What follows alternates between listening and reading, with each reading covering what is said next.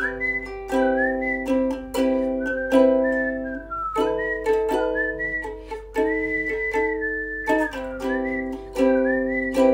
y'all, I'm coming to you with a very quick favourites of the month. I'm gonna go straight into it. I think I'm gonna go least to best, as in like I have the least amount of things for it and then like the most amount of things for it.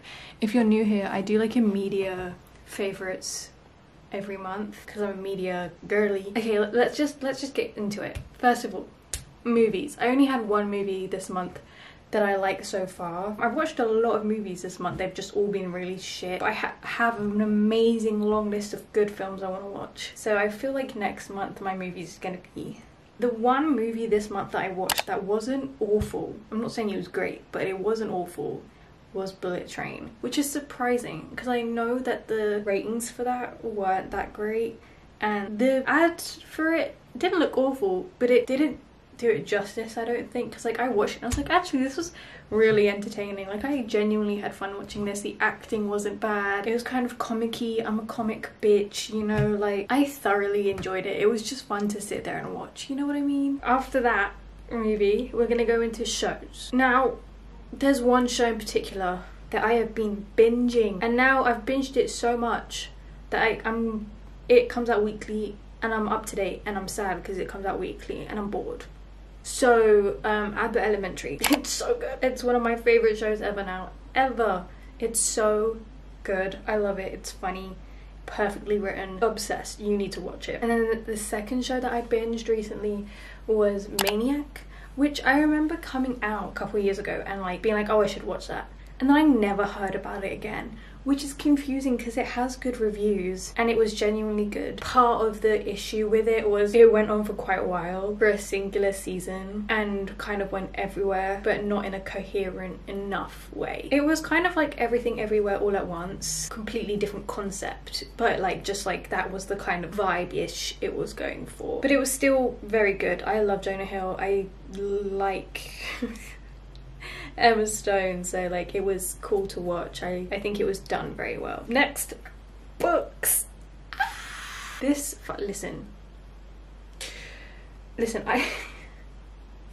I have not read as many books as I did last month, but when I tell you, it's been because I have savoured every fucking page of the books I've read this month. It's stupid. I have literally attempted to savour all the fucking pages because it's like I'm obsessed with these books. For example, Charm by Tracy Wolf. I loved it.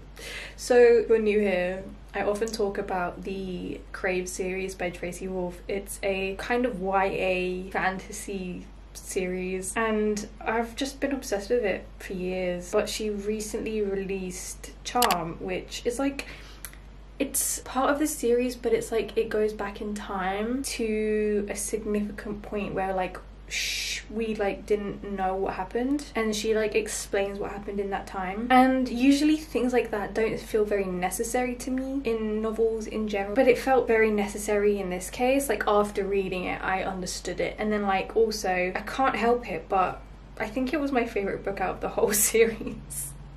It was so good, and oh, I love these characters so much. It's fucking stupid. I actually love them a ridiculous amount. She has another, not novel, but book from the series coming out soonish this year called Cherish, and I hope she never stops writing these books. Tracy Wolf, if you are listening, don't ever stop writing these books, I pray. Like, you are chugging them out so quickly, but I'm praying to you, don't stop.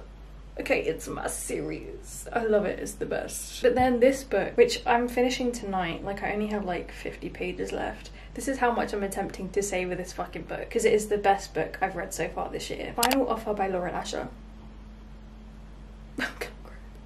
I'm gonna cry. This series has been so close to my heart. It's called the Billionaire Brother series, and it sounds like, oh, typical like tropey romance series. And like, yes, it's absolutely full of like tropes, but in a good way. And on top of that, the series is actually very different to any other like romance series I've read. It actually has a great like conceptual foundation that I don't think has ever really been done before in romance novels or series, and that's why I kind of fell in love with it in the first place. Plus the fucking covers are stunning. I don't care what anyone says, they're so sick, and I love the concept that she's gone for with these. I think she's brilliant, to the point where like I hadn't heard of it and I saw the first book lying in the bookstore and I just picked up. And it's very rare that that happens. Like if I see a cover and to the point where I'm like, I need to buy this, that's how you know you've got a good book. That is how you know. But this is the, I believe, the final book of the series. It actually makes me depressed saying that, because this book in particular, like when I read, the first book is called The Fine Print, the second book is called Terms and Conditions, and this book is called Final Offer, and it's about the 3 brothers in this family. But when I read the first one, I was like, I loved it. That is my book. No other book is going to beat this. I was wrong. The second book beat it. I loved both though. I loved both. I was like, no way is she going to write a third one that's better than these. Maybe as good, but not better. No, she did it. But I do think part of it is like I relate very heavily to this book in a sad way. It's about one of the brothers who has an addiction and is neurodivergent, and it's about his struggles and how his struggles affect his relationship with this girl. And it's like a second chance romance. Just like a lot of things in there have really hit home. I think I'll give you my favourite line to kind of like baseline it, but my favourite line in it is he says to the girl he loves, "Oh, you always deserve better than me." And she says to him, "I deserved better from you." And I think that puts into words how I've felt for a long time about so many things that I couldn't find before. So it kind of, when I read books like this, and I think if you're not new here and you saw my review on Love in Other Words, and then before that my review on One Day by David Nichols, when books find me that feel very relatable, I kind of cling on to them a lot, and I just feel like that's what I'm doing with this book, and I don't want it to end. I've grown very attached to it and it's sad.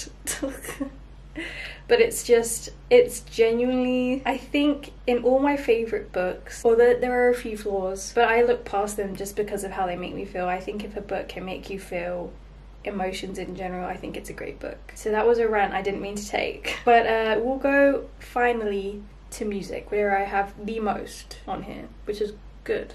I'm glad, because I was going through a rough era with my music for a minute, but it's fine. 1, Foolish Thinking by Kimbra. I put this in my last video because it had just come out the day I filmed it, and I fell in love with it straight away. Yeah, it's still on repeat. That woman, oh my god. That woman. Then, Clay Pigeons by Michael Cera. He's literally my top streamed artist on Last.fm. Listen, it's a fucking brilliant, it's a fucking brilliant song. Listen, just... I'm going down to the railway station, gonna get a ticket to ride. Find a big fat lady with 2 or 3 kids and sit down by her side. Ride till the sun comes up and down around me about 2 or 3 times. Smoking cigarettes in the last seat, trying to hide my sorrow from the people I meet and get along with it all. Go down what people say, y'all. Brilliance. I know he didn't write it, I know it's not his song, but it's brilliance. It's been on repeat. And then Butterflies by Tom Adele and Aurora. Oh my god, when I saw that they were releasing a song first of all, my brain just died on the spot. But this song is too short for how beautiful it is. It's the best. And their voices together, oh my god, it's literally 2 of my favourite artists. 2 artists I saw last year live. Help me.